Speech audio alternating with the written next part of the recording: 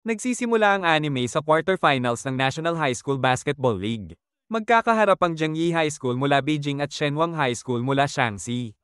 Matindi ang bakbakan ng dalawang koponan at lumalamang ng 1 puntos ang Jiangyi. Gusto namang bumawi ng Shenwang para maitabla ang laban. Humarap si Pangkay ng Shenwang kay Chunfang ng Jiangyi. Umatras si Pangkay papunta sa corner ng court at tumalon para sa tira. Pero agad na inabot ni Chunfang ang bola at tagumpay niya itong na-block. Nagpatuloy ang laban, nakuha muli ng Jiangyi ang possession. Isang mabilis na pasa papunta kay Chunfang at agad niyang ginawa ang jump shot. Pasok ang puntos para sa Jiangyi. Kahit ilang beses sumubok ng counter-attack ang Shenwang, nanatiling kontrolado ng Jiangyi ang laro.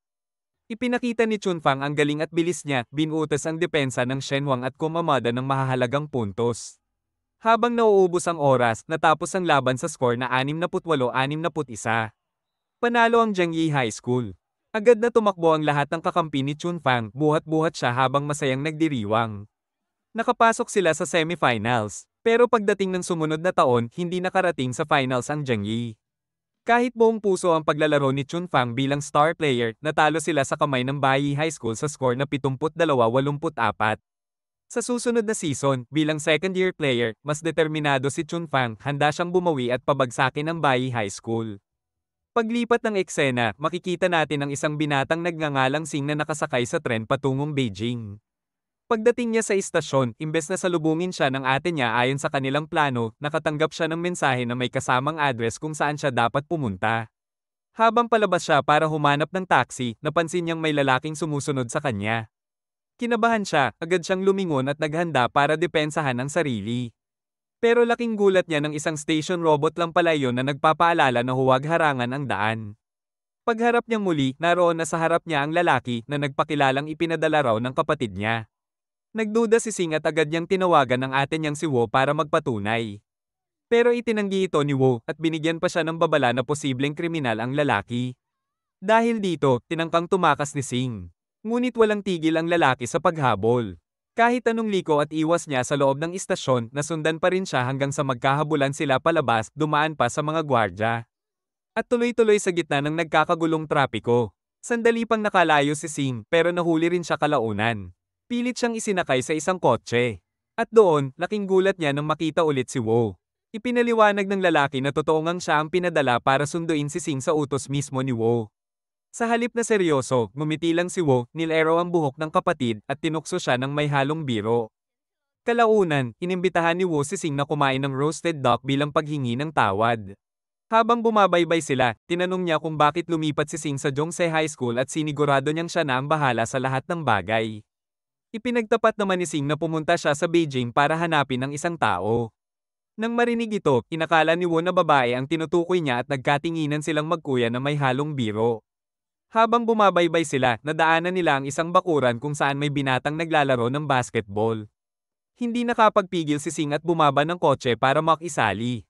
Pinuri niya ang galing ng binata at hula niya ay miyembro ito ng Jiangyi High School team. Nagpakilala si Sing bilang bagong estudyante at humingi ng cellphone number, pero iniwan lang siya ng binata na walang sagot. Pagdating sa bahay, inilabas ni Sing ang bola mula sa kanyang bag at inilagay ito sa estante. Binuksan din niya ang laptop kung saan makikita ang litrato ng Jongse High School basketball team na si Chunfang ang wallpaper. Pagkatapos, dumungaw siya sa bintana patungo sa court ng Jongse High School, sabik na sabik sa unang araw niya roon. Kinabukasan, nagtungo si Sing sa Jongse High School para kunin ang uniforme niya, pero laking gulat niya nang malaman na nagkamali at sa Jing High School pala siya na-enroll.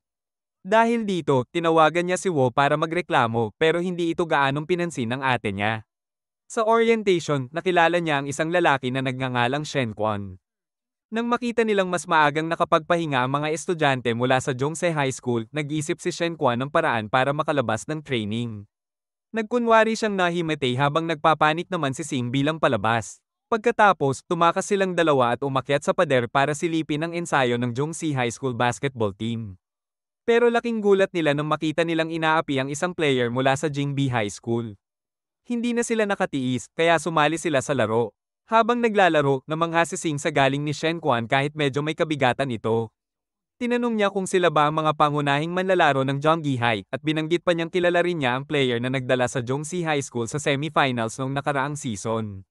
Maya-maya, mabilis na dumash si Sing habang nagdadribble, naaalala ang turo ni Chunfang na laging magpasa. Ipinakita niya ang kanyang husay sa court at nabighani ang lahat sa kanyang mga galaw. Matapos iyon, sinabi niyang madidismaya siya kung mahina ang laro ng mga pangunahing manlalaro ng Zhongyi High. Nagpatuloy ang mainit na sagupaan ng tatlong manlalaro mula sa Jingbi High laban sa koponan ng Zhongxi High. Samantala, isang dalaga mula sa Jingbi High na nagngangalang Liu Liu ang palihim na nagre-record ng laban. Sa kalagitnaan ng tensyon, nakagawa si Sing ng crucial block at ipinasa ang bola kay Shen Quan na mabilis na nagdribble papunta sa teritoryo ng kalaban. Tinanggap ni Sing ang pasa ni Shen Quan at nakapuntos agad. Kahit todo depensa ang Zhongxi High School team, nagawa pa rin ni Sing na maaga muli ang bola at ipasa kay Shen Quan para sa isa pang score. Habang tumatagal ang laro, sunod-sunod na nakakapuntos ang Jingbi High School. Pero sa gitna ng tensyon, aksidenteng natama ni Sing sa ulo si Liu Liu gamit ang bola, dahilan para mahulog ang kanyang cellphone. Nagpanik si Liu Liu, pero bago pa siya makakilos, dumating ang mga upperclassmen at hinayla sina Sing at Shen Quan pabalik para ipagpatuloy ang orientation. Kinabukasan, magkatabing nakaupo sina Sing at Shen Quan sa schoolyard habang pinapanood ang iba't ibang estudyante na nagpo-promote ng kanika nilang club. Nainis si Shen Quan nang makita na sa Jingbi High School, mas pinapahalagahan ang academics kaysa talento, calligraphy club, comedy club, pati kung fu at AI exhibitions ang nangingibabaw. Napansin niyang wala man lang sports clubs at doon siya labis na nadismaya. Biglang dumagsa ang mga estudyanteng babae sa isang gwapong binata, si Yumo. Agad siyang nakilala ni Sing bilang ang basketball player na nakalaban niya noong kakarating lang niya sa Beijing. Kilala si Yumo bilang isang genius ng Jingbi High School. Maya-maya, tinawagan ni Sing ang ate niyang si Wo para pag-usapan ng pagkakamali sa enrollment. Giit ni Sing, lilipat siya sa Zhongyi High School, pero para kay Wo, pareho lang daw ang dalawang eskwelahan. Pagkababa ng tawag, lumapit si Liu Liu na dala ang kanyang basag na cellphone. Humingi ng tawad si Sing, pero humingi ng kompensasyon si Liu Liu. Ipinaliwanag ni Sing na hindi siya makakahingi ng pera kay Wo dahil nagtatalo sila tungkol sa school transfer. Nangako siyang babayaran ito sa loob ng 2 araw. Ngunit tumanggi si Liu Liu at tinakot siyang kakausapin na lang si Wu mismo. Desidido si Sing, pinakiusapan niyang bigyan siya ng 3 araw at iginiit na hindi siya tatakas. Habang pinagmamasdan siya, naalala ni Liu Liu ang husay ni Sing sa basketball noong nakaraang araw. Kaya naman, nagbigay siya ng kakaibang alok, hindi na niya sisingilin si Sing kung papayag itong sumali sa Jingbi High School Basketball Club. Sa hindi inaasahang pagkakataon, sumulpot din si Shen Quan at maging si Yumo para makijoin sa club. Kaagad na iniabot ni Liu Liu ang registration form kay Sing at hinimok siyang pumirma. Pero tumanggi si Sing. Iginiit niya na babayaran na lang niya ang sira ng cellphone at hindi siya sasali dahil ang tanging gusto niya ay makapasok sa basketball team ng Zhongyi High School. Hindi ng Jingbi nagalit si Liu Liu at sinermonan siya, sinasabing bawal panggitin ang Zhongyi High School sa Jingbi. Ipinahayag niya ang matinding inis sa Zhongyi. Dahil palagi raw nilang pinapahiya ang Jingbi sa larangan ng sports. Sa kabila ng mga kwento ng tunggalian at ang malungkot na pagtatapos ng dating basketball club ng Jingbi, sa kabila ng nito, nanatiling matatag si Sing at muling tumanggi. Tumalikod siya para umalis, ngunit pinilit pa rin siya ni Liu Liu na sumali at tulungan silang buhayin muli ang basketball club ng Jingbi High School. Sa kasamaang palad, hindi nagbago ang pasya ni Sing. Sinabi niyang aalis siya sa Jingbi sa loob ng 2 araw. Kaya't iniwan niya sa kanila ang misyon ng pagbuhay sa club at tuluyang nag-walkout palabas ng court. Habang pauwi, nadaanan niya si Yumo na mag-isang nagpa-practice ng basketball. Nilapitan niya ito at humingi ng paumanhin sa naging hindi pagkakaunawaan, inakala kasi niya noon na mula ito sa Zhongse High School. Binanggit din ni Sing ang nalalapit niyang paglipat sa Zhongyi High na para bang nagbigay ng hamon na magiging magkaribal sila sa hinaharap. Ngunit hindi kumibo si Yumo at umalis lang matapos ang kanyang training. Kinabukasan sa paaralan, tinuturuan ni Shen Quan si Yumo ng ilang basketball techniques habang pinapanood sila ni Liu Liu. Nakaramdam siya ng pagkadismaya dahil 2 lang ang bagong miyembro ng club. Hindi nagtagal, dumating ang student council president ng Jingbi, si Guanzin. Kagad na nabighani si Shen Quan sa kagandahan nito.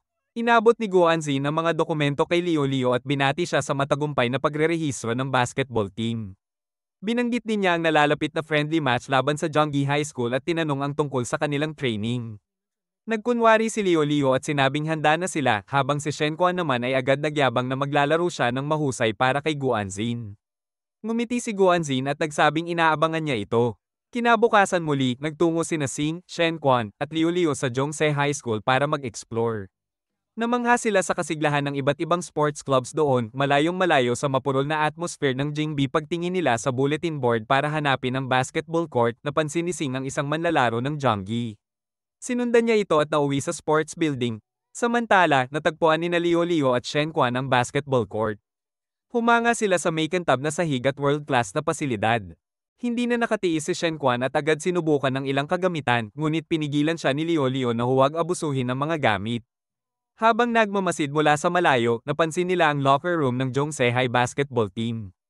Naengganyo sila at palihim na pumasok. Laking gulat ni Leo Leo nang makita ang mga dingding na puno ng team strategies at impormasyon tungkol sa basketball. Mas lalo siyang namangha sa mga detalyadong sketch sa whiteboard. At doon niya natuklasan ang sikreto. Ang estratehiya ay espesyal na ginawa para sa star player, kung saan lahat ng manlalaro sa court ay gagawa ng espasyo para bigyan ng pagkakataon si player #Siyam na makapag-execute ng isang tiyak na play. Napagtanto ni Leo Leo na ang estratehiyang nakita niya ay nangangailangan ng pambihirang kakayahan mula sa isang individual. Naging interesado siya kung sino ba talaga ang player #Siyam at ano ang espesyal dito. Samantala, nakatagpo si Sing ng mismong player #Siyam, si Suhao. Nagtaka si Sing dahil akala niya kay Chunfang nakatalaga ang jersey number na iyon. Ngunit bigla siyang binalaan ni Suhao na huwag nang babanggitin ang pangalan ni Chunfang. Nang malaman ni Suhao na hindi siya estudyante ng Jonggi High, pinaalis agad niya si Sing. Tumanggi si Sing at kinulit siya kung bakit bawal banggitin si Chunfang. Inamin din niya na pumunta siya sa Jonggi High para panoorin si Chunfang maglaro.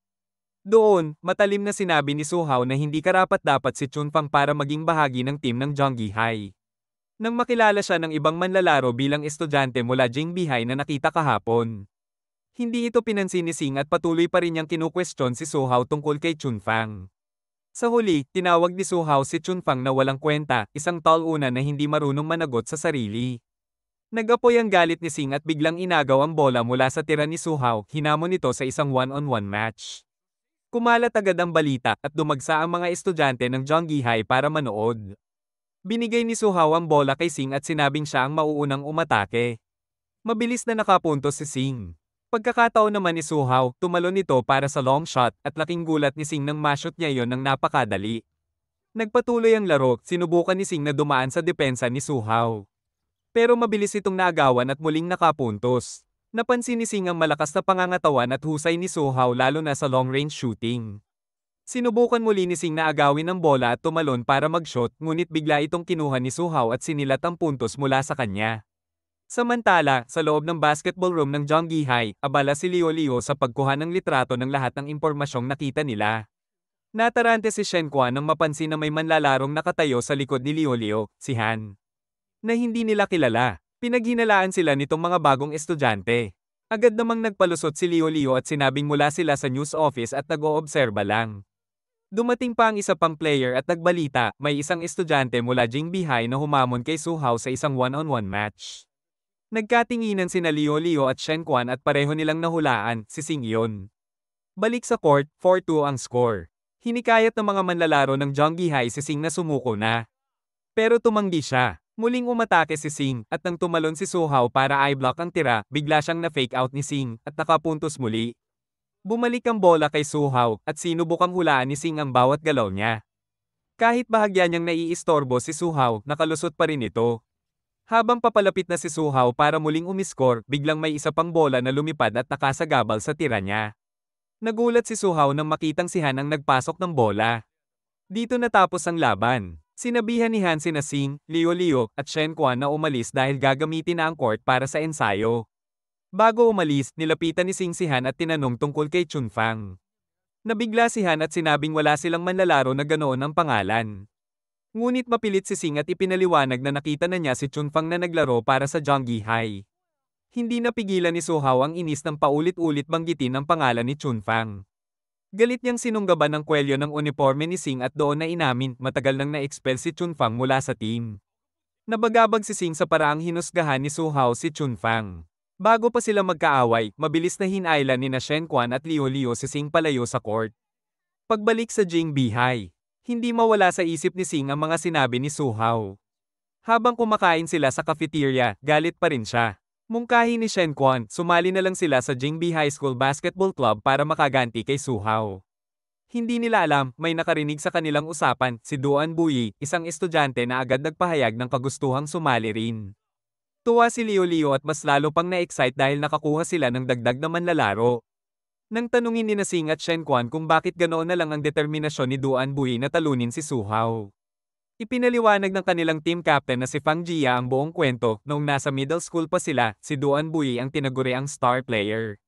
Sunod-sunod ang panalo niya, at siya ang inaasahan ng lahat. Ngunit dumating si Su Hao, at unti-unting nalampasan siya. Mula noon, hindi na may kakaila ang pagkukumpara ng mga tao, si Su Hao raw ang mas mahusay na bersyon ni Duan Buyi. Matapos marinig ang nakaraan nilang tunggalian, tuluyan nang nagpasya si Sing, sasalihan niya ang Jingbi basketball team. Labis ang tuwa ni Leo Leo at buong sigla siyang tinanggap si Sing. Sa wakas, nagsimula na ang muling pagbuhay ng Jingbi High School Basketball Club. Di nagtagal, dumating ang araw ng friendly match sa pagitan ng Jonggi High at Jingbi High. Habang nagwe-warm up ang mga manlalaro ng Jonggi, dumating si Nasing at ang kanyang bagong team. Dahil sa isang kalokohang ideya ni Nasing at Shen Quan, naging tampulan sila ng pangungutya ng mga Jonggi players bago magsimula ang laban.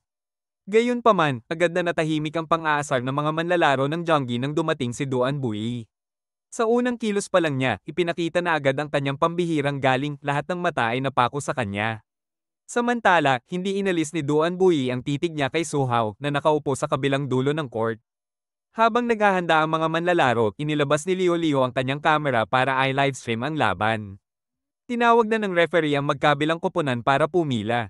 Laking gulat ni Leo Leo nang makita niyang hindi maglalaro si Su Hao. Isa sa mga Jonggi High players, si Shu, ang naghambog na kaya nilang talunin ang Jingbi kahit wala ang kanilang mga pangunahing manlalaro. Nagposisyon sina Duan Buyi at Shu sa unahan. Ngunit sa jump ball, aksidenteng tumama ang bola sa mukha ni Leo Leo, dahilan ng konting kaguluhan bago muling nagpatuloy ang laro. Nakuha ng Jonggi High ang bola at hirap na hirap ang Jingbi na maaga ito. Sa huli, naka-score ng unang puntos ang Jonggi. Napansin ni Leo Leo ang kanilang laro, solid ang teamwork at maganda ang koordinasyon sa court. Kahit dehado ng isang puntos, nanatiling kalmado si Shen Quan. Ipinasa niya ang bola kay Sing, pero nasalo agad ni Duan Buyi. Agad niyang dinala ang bola sa loob ng Jonggi territory at hinarap si Shu. Nang tumalon siya, naramdaman ni Shu ang lakas ng presensya niya, hindi niya nagawang eye-block. Pumasok ang bola, at nakapantay ang Jingbi. Pinuri ni Sing ang galing ni Duan Buyi at nag-alok pa ng coin toss bilang pampalakas ng loob, pero tumanggi ito at nag-focus na lang sa pag-atake. Nagpatuloy ang laro. Hawak ni Duan Buyi ang bola at piniling mag-solo sa halip na magpasa, sa kabila ng sigaw ni Shen Quan na makipag-cooperate. Sa kabila ng depensa, nakalusot pa rin siya at nakapuntos. Muli siyang naka-score sa sumunod na possession, ngunit nagsimula ng mainis sina Sing at Shen Quan sa kanyang pagiging makasarili. Samantala, mula sa bench, napansin ng mga pangunahing manlalaro ng Jonggi High ang estilo ni Duan Buyi. Alam nila, ginagawa niya iyon para patunayan ang sarili niya kay Su Hao. Nagalit ang coach ng Jonggi nang makita ang score, 7-10, pabor sa Jingbi. Agad niyang inutusan ang team na gamitin ang mga strategy na kanilang pinagpraktisan. Habang nagdadribble si Shen Quan, humingi ng bola si Duan Buyi, ngunit dahil sa masikip na depensa, hindi maipasa ni Shen Quan. Kaya't inagaw na lang ni Duan Buyi ang bola mula sa kanya. Sa pagkakataong ito, sumable ang tira ni Duan Buyi at napunta ang rebound sa Jonggi High. Mabilis silang naglunsad ng counter-attack at naka-score. Nakita ito ni Leo Leo at sumigaw mula sa gilid, hinihikayat ang Jing players na magtulungan. Sa muling pagpasok ng bola, nagsimulang bumawi ang Jing. Muling nakalusot si Sing sa depensa at maayos na naka-score. Sunod-sunod na nagpakita ng matibay na teamwork sina Sing, Shen Quan, Yumo, at Fang Jia. Isa pang puntos ang nakuha nila, dahilan para mapilitang habulin ng Jonggi High ang laro. Sa huling minuto ng first half, umatake si Sing papunta sa depensa ng kalaban. Tinangka siyang eye-block ni Shu. Ngunit mabilis niyang ipinasa kay Duan Buyi na nasa likuran niya. At sa isang smooth na tira, nakapuntos muli si Duan Buyi. Natapos ang unang half sa score na 31-30 lamang ang Jingbi High School laban sa powerhouse ng Jonggi. Samantala, sa Jingbi High School, nag-uusap-usap ang mga estudyante sa classroom tungkol sa laban. Hindi sila makapaniwala, ang koponan nila ay lamang sa first half laban sa Jonggi. Sa pinakadulo ng silid, nakaupo si Yumo. Tahimik lang siya, pero narinig niya ang usapan. Napangiti siya ng bahagya, tila ba may iniisip. Pagbalik sa court, nagsimula ang second half. Bumalik sa laban sina Sing at ang kanyang mga kakampi. Sa pagkakataong ito, tumayo na si Su Hao para maglaro. Agad nagtagpo ang mga mata ni na Duan Bui at Su Hao, isang matinding banggaan na hindi na maiiwasan. Sa unang poses sayon pa lang, naglaban sila ng katawan. Tumalon si Duan Bui para i-shoot ang bola pero mabilis siyang hinironggan ni Su Hao. Nakuha ni Su Hao ang bola at kumari pa ng fast break. Hinabol siya ni Duan Bui, puno ng galit at determinasyong ibalik ang lahat ng pang-iinsultong natanggap niya noon. Tumalon din siya para pigilan si Su Hao, ngunit hindi sapat ang talon niya, malinis na pumasok ang tira ni Su Hao. Doon nagsimula ang duelo ng dalawang karibal. Paulit-ulit na tinatangkang pigilan ni Duan Bui si Su Hao. Ngunit parang walang kapantay ang lakas ng kalaban. Dahan-dahan, lumayo ang score, 4-5-31, pabor sa Zhongyi High. Sa gilid ng court, nanonood si Liu Liu, halos mawalan ng pag-asa. Nakikita niyang kahit si Duan Bui ay unti-unting nauubos. Sa gitna ng laban, tumalon ulit si Duan Bui para harangan si Su Hao, pero natigilan siya dahil biglang bumalik ang mga boses sa isip niya. Mga panlalait noong nakaraan, hambog. Natalo lang ng isang junior. Hindi ka karapat-dapat. Nayanig ang loob niya. Ang dating sigaw ng paghanga, biglang napalitan ng pangungutya. Nawalan siya ng balanse. At sa malamig na tinig, binulong ni Su Hao, harapin mo na ang katotohanan ng kakayahan mo. Tuluyan ng bumagsak ang moral ng Jingbi ang score. 36-51, lumalayo na ang Zhongyi. Sa bench, hingal at pagod ang mga manlalaro ng Jingbi at si Duan Bui, hawak ang ulo, tila gusto ng sumuko. Ngunit biglang lumapit si Liu Liu at binuhusan siya ng malamig na tubig sa ulo. Hanggang dito na lang ba?